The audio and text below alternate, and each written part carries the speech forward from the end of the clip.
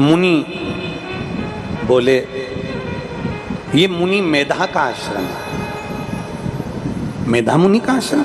हाँ। क्या मुझे गुरुजी का दर्शन हो जाएगा? क्या मुझे गुरुजी के दर्शन हो सकते हैं? क्या मैं गुरुजी के चरणों को प्रणाम कर सकता हूँ?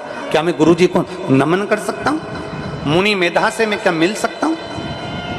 सूरत बार बार विनती करते रहे, पर मुनियों ने मुनि मेधा से राजा सूरत को नहीं मिलवाया।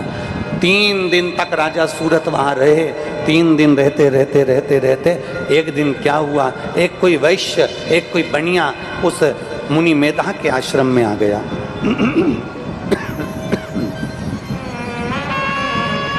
एक बनिया, एक वैश्य मुनि मेधा के आश्रम में आया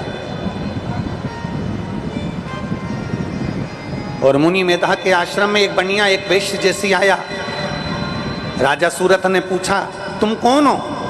वो वैश्य कहता है, वो बनिया कहता है कि मैं वैश्य हूं, मैं बनिया हूं, व्यापारी हूं। यहां कैसे आना हुआ? यहां क्यों आए हो? मैं मुनि मेधा के पास में केवल एक प्रश्न करने के लिए आया हूं। बनिया बोलता है, वैश्य कहता है, मुझे केवल एक प्रश्न मुनि मेधा से करना है। क्या प्रश्न करना है?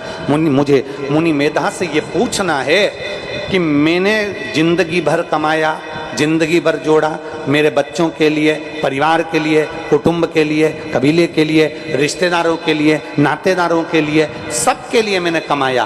आखिरी में जब मेरे पास में धन बढ़ता चले गया, संपदा बढ़ती चली गई, सत्ता और वैभव बढ़ते चले गया, तो मेरे परिवार वालों ने मुझे धक्का देकर निकाल दिया और पूरे धन पर स्वयं कब्जा कर कर बैठ गए।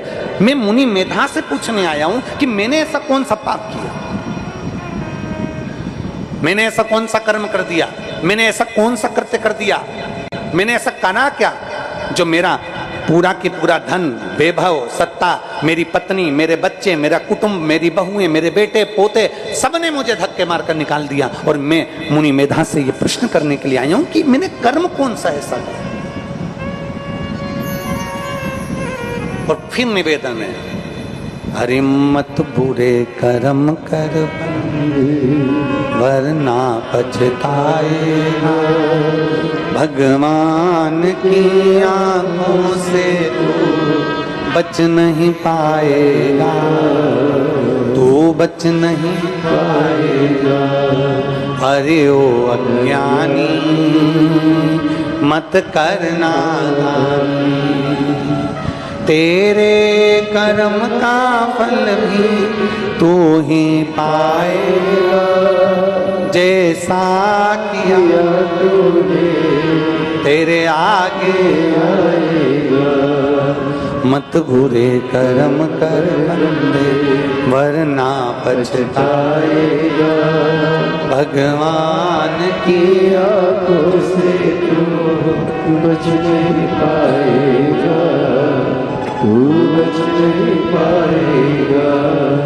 अरे ओ अज्ञानी मत करना दानी, अरे ओ अज्ञानी मत करना। तुम अच्छा कर्म कर रहे हो, उसका फल तुम्हें मिलेगा जरूर। एक पत्र है, देखिए उसमें लिखा, उसमें